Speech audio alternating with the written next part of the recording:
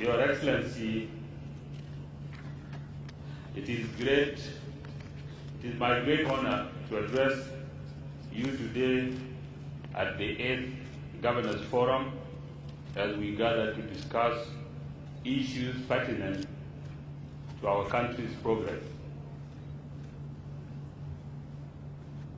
While our nation faces significant economic difficulties, we are also exerting efforts to restore stability and shared prosperity.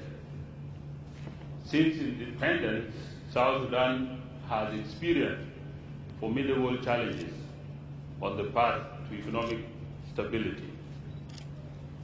The 2012 oil production shutdown stemming from post-independence dispute with Sudan triggered severe economic contraction. This was compounded by our internal conflicts in 2013 and 2016 and the COVID-19 pandemic. Recent years brought new crises, including devastating floods linked to climate change, which have damaged infrastructure and reduced agricultural output. The ongoing conflict in Sudan saw influx of refugees and returnees and disruption of oil infrastructure. Together, these factors have intensified economic slowdown, weakened the exchange rate, driven inflation, and increased fiscal pressures amid declining revenues. I know I have painted a bleak picture of our current economic situation, but it is just an illustration of another obstacle and difficulty that we, as South Sudanese, can surely overcome.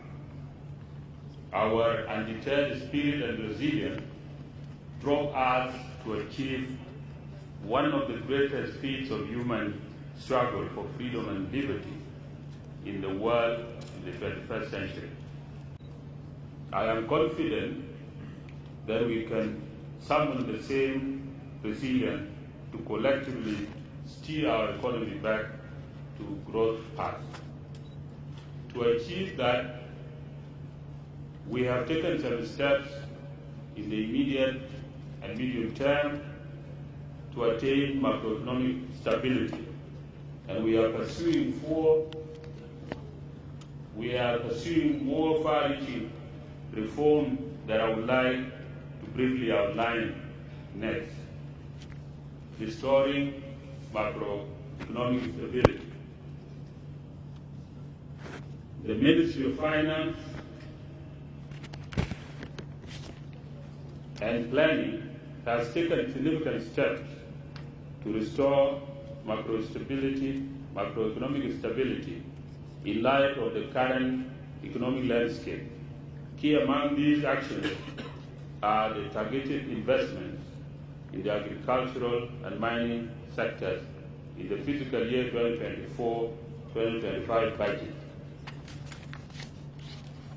Increasing investment in these essential areas is critical for diversifying the economy and minimizing risks associated with over-reliance on oil sector by boosting food security, stabilizing market prices, and increasing export capacities. These sectors can diversify the economy and reduce reliance on oil revenues. In addition, we have taken firm and deliberate actions to halt deficit financing, recognizing its detrimental impact on our economy in form of inflationary pressures, unsustainable debt accumulation, and the erosion of fiscal stability. These measures aim to ensure that the government spending aligns with the actual revenue collection, to promote financial discipline, restore confidence in our economy, and create a more stable foundation for future growth.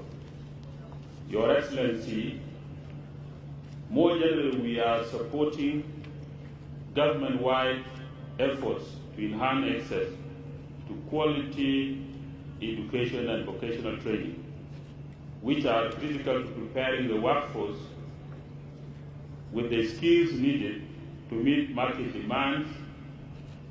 Implementing these proactive human capital development strategies can position us well to drive a robust economic recovery and lay a solid foundation for economic growth and long-term resilience against future external shocks. Fiscal year 2024-2025 budget blueprint. The budget approved by Parliament and assented to by His Excellency the President underscores the government commitment to addressing key priorities, including timely financial transfers to subnational levels of government. Effective implementation of budgetary measures is essential for sustaining government operations and ensuring equitable allocation of resources across our regions. Key highlights of the budget emphasize funding humanitarian assistance, emergency relief, and social services. The allocations reflect the government prioritization of urgent needs, particularly in vulnerable communities facing economic hardships, displacement, and natural disasters. By investing in healthcare and education, we aim to improve the well-being of our citizens and lay the foundation for long-term development. The current budget also includes provisions for clearing salary arrears and other outstanding obligations. Public financial management reforms remain central to achieving fiscal discipline and transparency. Aligned with Chapter 4 of the Peace Agreement, these reforms focus on improving financial accountability and resource allocation. States and administrative areas, with support from development partners, should accelerate the implementation of PFM reforms at subnational levels. Concurrently, the government is intensifying efforts to mobilize domestic revenues through improved tax compliance and enforcement. Enhanced revenue collection mechanisms will provide required funding for development priorities, consolidating peace through socioeconomic stability. Peace transcends the mere absence of conflict. It embodies a state of social harmony, justice, and mutual respect among individuals and communities. A truly peaceful society is one where citizens have equitable access to jobs, education, health care, and essential services, thereby reducing the likelihood of violence and mitigating the factors that fuel social unrest. Achieving these visions requires addressing the root causes of instability and creating an environment where every South Sudanese can thrive. We recognize that the peace building is not an abstract goal, but a tangible process that demands coordinated efforts and measurable outcomes. As leaders, we remain steadfast in providing policies that prioritize equity and development while addressing the grievances that have historically divided our communities, enhancing revenue systems and streamlining exemptions. In line with ongoing public financial management reforms, the Ministry of Finance and Planning, in collaboration with South Sudan Revenue Authority, is advancing plans to strengthen revenue collection and management across all levels of government to reduce leakages and increase accountability. I call upon governors and chief administrators to champion and implement these reforms, ensuring a unified and efficient revenue system to raise adequate public revenues.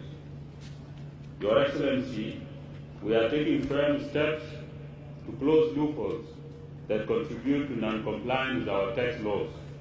The Ministry has established the Exemption Board to ensure that tax exemptions are granted only when legal, such as for humanitarian or under EFSA, SOFA, and diplomatic arrangements, or any justified request.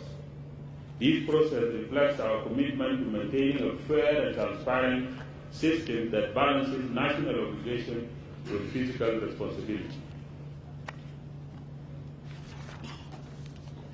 The proliferation of checkpoints within and between states and administrative areas has significantly increased the cost of doing business in the country.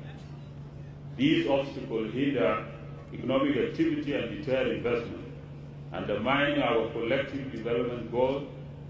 I urge concerned authorities to take immediate action to remove these checkpoints, thereby fostering a more business-friendly environment and enhancing economic efficiency across the country. Transfers to states and administrative areas. Your Excellency, before in fiscal year 2023-2024, states and administrative areas received consistent SSP 2.5 billion. However, the dynamic shifted significantly following the 400% salary adjustment granted to central government employees. This increase, while necessary to address the long-standing concerns over compensation, inadvertently created disparities across different levels of government. The states and administrative areas, understandably, sought similar adjustment to ensure equitable treatment for their workers. These efforts to address pay disparities place unforeseen pressures on the state budgets, leading to financial constraint. The implementation of the salary increase triggered a dramatic rise in monthly expenditures at the subnational level, surging from SSP 2.5 billion a month to an average of SSP 18 billion. As we pursue recovery and growth through reforms and policy intervention, we must address several inefficiencies that hinder our ability to maximize the impact of our limited resources. One pressing area of concern is the procurement of government vehicles and other assets. Significant sums of money are spent wastefully, with vehicles often purchased at inflated costs. This practice diverts critical funds away from priority sectors such as healthcare, education, and infrastructure, undermining our broader national development agenda. The Public Procurement and Disposal of Assets Authority is now established, and its regulations were recently acted by the Transitional Legislative Assembly. It is high time we empowered it to ensure that transparent and cost-effective procurement of our capital assets at every level of government is achieved. Another challenge, Your Excellency, lies in the current approach to funding individual medical claims. While compassion appropriately drives these expenditures, the practice is financially unsustainable and inherently unfair, leaving the majority of South Sudanese without access to adequate healthcare services. Best practice shows that investing in a comprehensive, well-structured healthcare system is far more effective in delivering equitable and quality healthcare. Addressing these issues requires a shift from individual interventions to a system-wide approach that benefits all citizens. As the steward of your public funds, I am a strong proponent of redirecting these misallocated resources into a comprehensive national health plan, starting with our public sector employees and their families. This scheme can be expanded into an affordable universal health care insurance system available to all our citizens. Such an investment would not only enhance access to quality health care, but also create jobs, stimulate economic growth, and improve public well-being. I urge all of us as leaders and stakeholders to embrace this reform agenda, which we plan to prioritize and support in close coordination with the Ministry, with the National Ministry of Health. Economic independence and self-reliance. South Sudan economy remains heavily dependent on external assistance, particularly in critical sectors such as health, education, water resource management, and humanitarian aid. This reliance stems from complex challenges, including devastating legacy of war, decades of underdevelopment, ongoing economic instability, internal conflicts, and the far-reaching effects of natural disasters. While foreign aid continues to play a crucial role in addressing immediate needs and supporting development, we must confront the limitations it imposes on our long-term growth. Foreign assistance, though vital, often comes with unintended consequences. It can reduce government accountability, undermine local capacities, and perpetuate economic uncertainty, leaving the country vulnerable to external shocks. To secure a brighter future for South Sudan, we must reimagine our approach, shifting from relying on donor support to fostering sustainable homegrown solutions. The example of Rwanda, Botswana, and South Korea demonstrate that countries once heavily relying on aid can transform into self-reliant, thriving economies through deliberate action, reform, and collective determination. Your Excellency, I call upon all the stakeholders to unite in promoting a culture of self-reliance and economic independence for our people. This vision requires bold reforms, investment in local capacities, and an unwavering commitment to physical discipline and transparency. By working together to build robust institutions, diversifying our economy, and prioritizing sustainable development, we can lay the foundation for a future where we can stand strong and independent, thriving on our resources and productivity. In conclusion, I want to assure you that despite the severe economic challenges facing our country, we are steadfast in our efforts to ensure adequate funding for subnational levels. By increasing intergovernmental transfers, we aim to drive critical investment in priority areas. Physical decentralization remains a cornerstone of our governance, serving as a pathway to achieving sustainable peace, stability, and economic growth. To this aim, we are fully committed to strengthening the legal and policy framework that define the roles, responsibilities, and revenue-sharing mechanisms among the national, state, and county levels. Together, we can build the foundation for a prosperous, harmonious South Sudan. By working collectively and with determination, we can create stable, thriving economy where every citizen has opportunity to succeed and contribute to the nation's progress. Thank you.